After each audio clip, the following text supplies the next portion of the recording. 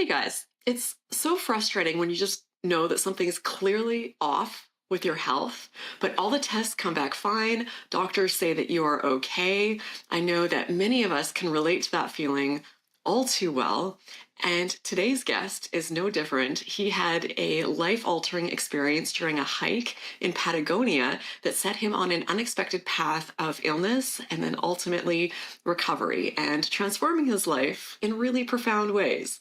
So, are you curious to hear how he did this? I know I definitely am. If you're new here, I'm Raelan Agle, and each week I share inspiring stories and resources from people from around the globe who've navigated challenges with conditions like CFS and long COVID, helping us all to figure out what got them back on track and back to full health. Joining me today is Hector Russell over in London, England. After his health through his studies and life off course, he discovered a unique path to healing that not only restored his health, but also reshaped his life's direction. I can't wait to hear all about it. So let's dive in. Hector, amazing to have you here today. Thank you for doing this. Thank you very much for having me on. It's very exciting to be here for me. It's a pleasure. Yeah, so I'm really interested and excited to hear all about your journey with all of this. So how did this all start for you? So basically, I'm 26 now, and it all started when I was in 2020. So I was in my early 20s. It was a very sudden start. Before the event that I will describe in a moment, I was very active, as a lot of people that end up with this condition often are. I was a long distance runner. Yeah, just very fit, kind of strong young man, basically. And then in January 2020, the end of January 2020, I went on a mountaineering expedition, thinking that, I'm a strong guy. I can basically do whatever I want. Go on a massive walk and kind of I just trusted so much in my physical abilities. It ended up going quite pear-shaped, basically. And it was I lost the path to this track that I was doing, and it ended up becoming a bit of a survival situation, pretty much. I was on my own, so it was very intense, and I ended up burning. I had to heat up because I was so cold, and I was wet as well, and I had to warm up. So I ended up using all my food packaging to make a fire, and I used that to warm up, which I needed to at the time. I don't regret it now. I had to warm up, but there's a lot of plastic food packaging. So yeah, I was just inhaling a lot of that toxic, horrible stuff. And thank God, the next day I managed to find my way back. I made my way back to the track. Some nice Polish people actually picked me up. I was in the south of Chile at the time, and they drove me back to my hostel, and I arrived back at my hostel. That was so intense. I told my hostel guy, the hostel owner who knew where I'd gone. I said, gosh, that was much more intense than I thought it had been. But I was very happy to be back in civilization, and very relieved was my overarching emotion. And I had a very long night's sleep that night, I remember. And then the next day I woke up and I felt pretty much fine. Still obviously a bit shell-shocked, as you'd expect. And then I remember by the evening of that day, I was having a shower and I just noticed that there was some difficulty with my breathing. And then I remembered all the smoke that I'd inhaled, and I kind of drew the dots together in my mind. Oh my gosh, all that smoke. And then I looked it up online, and that just sent you can imagine a bit of a panicky thought loop going on about, I've inhaled all these toxins. And then, yeah, I basically ended up going into I just got very worried all of a sudden about the toxicity. So I checked myself into the local A&E, went to hospital. They put me in like a little unit for not intensive care, but sort of the one down from that. And I had I had an acute kidney injury, it's called. So I was in hospital for a couple of days and a night. And then I was discharged and they said, oh, your numbers are fine. Like, you're all good now, you're healthy. So very relieved. And I just went back to my life, which was studying abroad at the time. I was doing a Spanish degree at university. So I just went back to completing my degree. And as the weeks went by, I noticed that I was not feeling how I was before this incident. I was very much under-functioning by my standards. I was very tired, wasn't able to go on runs in the same way, and I was just did not feel like myself. So I kept going back to this hospital, this one that I'd been discharged from, and I'd be like, are you sure everything's fine? Like, I'd go back like once a week and just be like, can you check me again? Because this can't be normal. And they kept checking me and they kept saying, yeah, all your numbers are fine. Like, honestly, you need to just relax, basically. But in myself, I was like, no, I can't be, this just doesn't feel right. So then I went back home because of COVID. This was the time of when COVID first came out. So everyone went back home anyway. It was actually a bit of a blessing for me because in a funny sort of way, I should have been at home anyway because I wasn't really in a state to be enjoying my time abroad. So it was good for me to get back home to South England and with my family and be properly looked after, which is what was needed at that time. So I went back home, I had some online course to do, but luckily I had very few academic responsibilities at this very vulnerable time.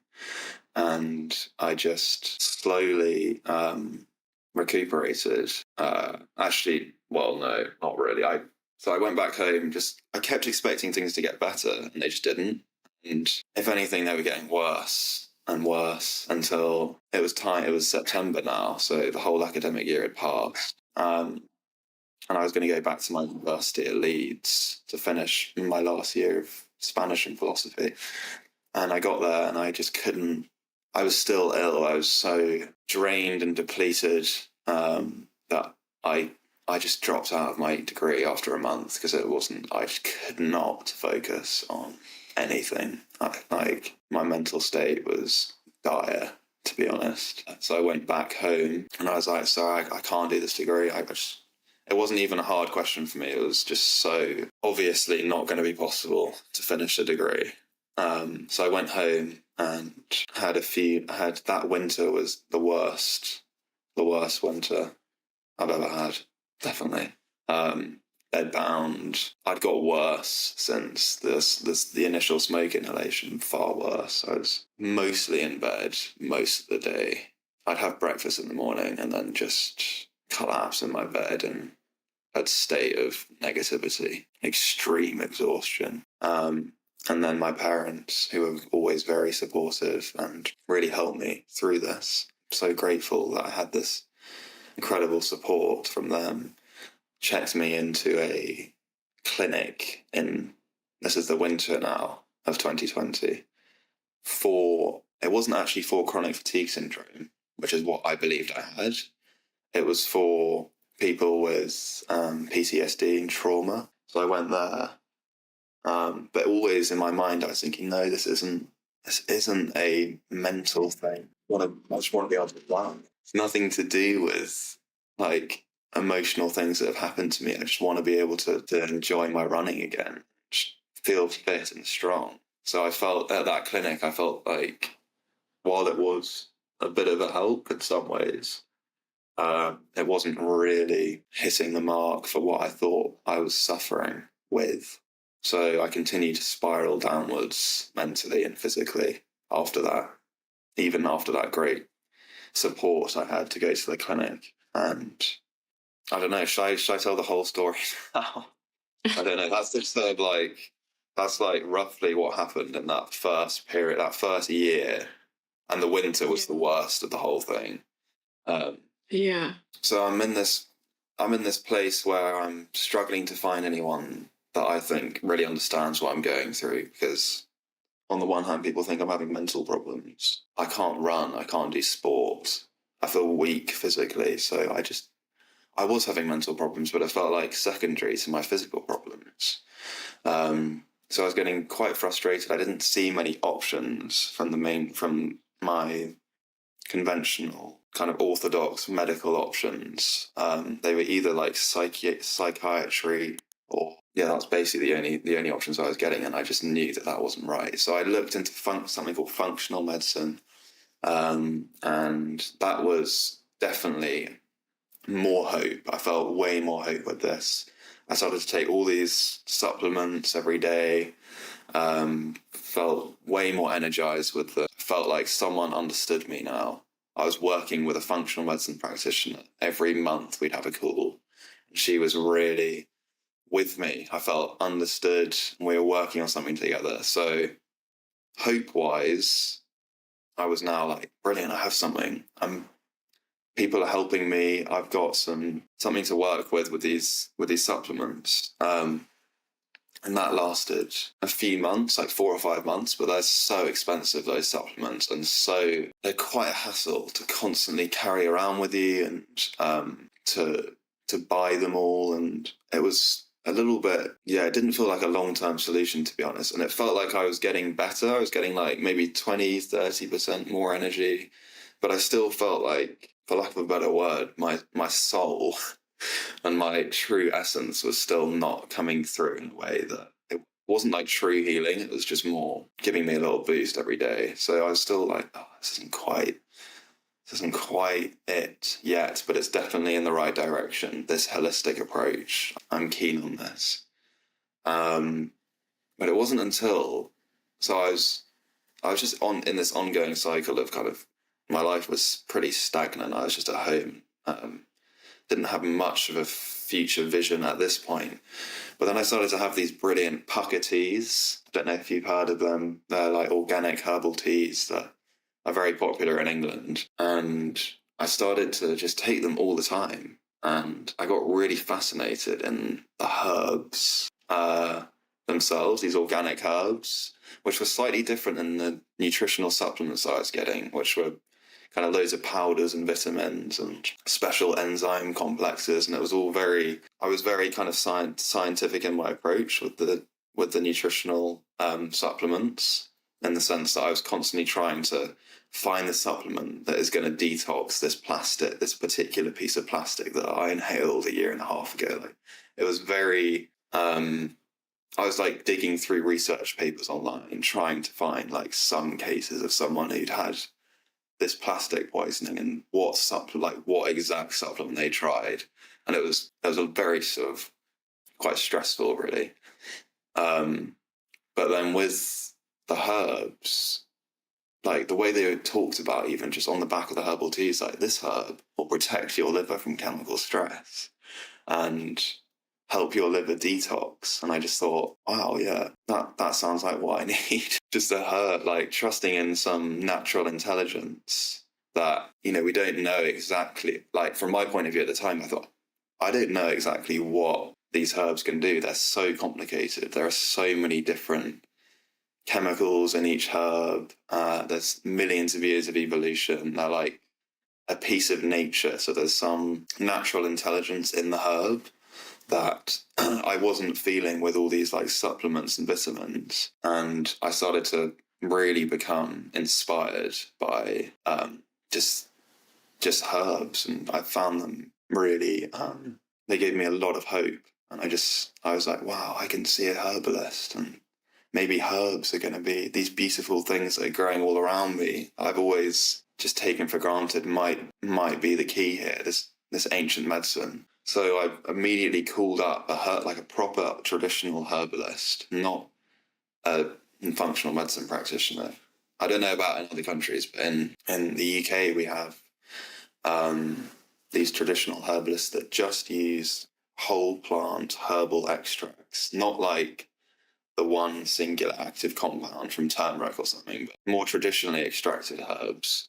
And I started And so I saw her, we had a full hour-long consultation. She prescribed me like only six herbs or something in one bottle, all mixed together. And I just was like, right, I'm going to stop with all these supplements for a bit, and I'm just going to put my faith in these really good quality, organic, strong herbal extracts that this herbalist has prescribed to me based on like my constitution, my medical history. And I started to take these herbs twice a day, and I started to feel so much better within a month. Considering this has been over a year and a half now that I've been feeling pretty bad, I started to feel so much more energy, way more. My mood started to improve. I started to feel way more hopeful about everything, and I became completely. I just fell in love with herbs. Basically, I was like, right, this is it. I'm going to study herbal medicine. I enrolled myself onto a 3-year degree in herbal medicine, which I've just finished now, 3 years on, and I continue to improve month after month with taking herbs with this herbalist. And my energy levels improved, my mood improved. I got back into meditation, which I'd done a lot of before, but during my illness, I wasn't able to meditate. But then with the herbs, they gave me the strength and energy in my body to want to start to meditate again. And I remember in 2022, so I was feeling really positive about herbs. I was like, this is great. I found it. But then it wasn't until the beginning of 2022 when I had a very wonderful and pivotal somatic emotional release that I just knew like I was going to get better. And since then, it's totally better now. And yeah, my whole career is focused around herbal medicine now, and I'm going to be setting up my own practice soon in the next few weeks. And yeah, it's just been like a real journey with herbal medicine, and I just want people to know that there are so many wonderful options in the natural world that can help us. And whatever doctors may say, there's so many brilliant options that doctors might not necessarily have discovered yet. They don't know everything, and the traditional approaches have so much to offer. Yeah, this was really quite remarkable what good quality natural medicines can do for the mind and the body. And that's exactly what I needed. I needed this mind-body healing, not one or the other. And all the traditional approaches like Chinese medicine, Ayurveda, they all understand this mind-body connection. It's not separated. And in the same way, when you take a whole plant extract, you're taking its whole intelligence, and it's working on your mind and your body. So it's been a real journey, and I'm just very, very grateful for it now, looking back, which sounds weird, but I genuinely don't regret anything that happened at the walk, like going on this hike or anything. I'm so happy to have found something so meaningful and positive, and yeah, just like I've got so much direction now with herbal medicine. And yeah, it's a real joy to say that I've completed my degree in herbal medicine now with a distinction.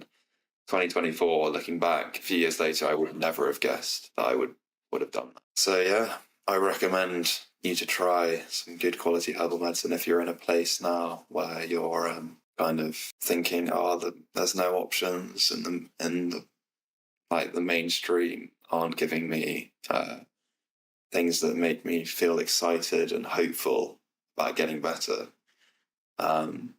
There are so many herbs, like more than 100 are the herbalist that I was working with she could pick from.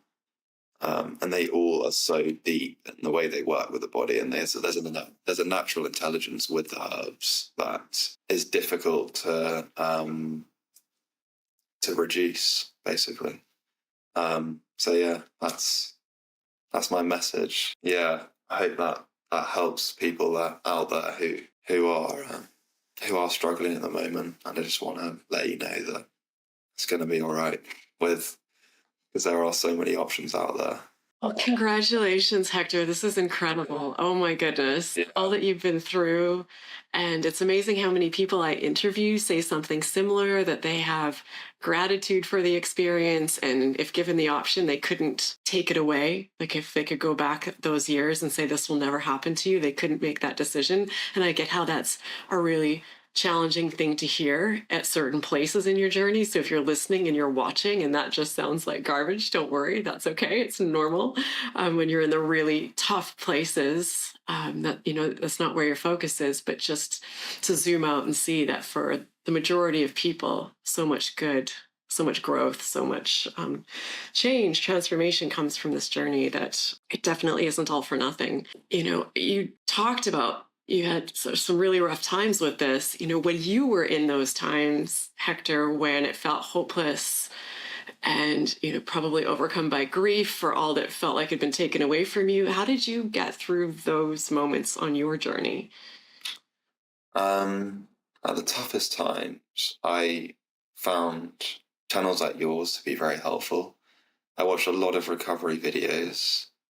They were a bit of a lifeline for me, just hearing people that had made it through. And some people had been in it suffering with for years and years, and hearing that they'd made it through was really encouraging, and that was a big help.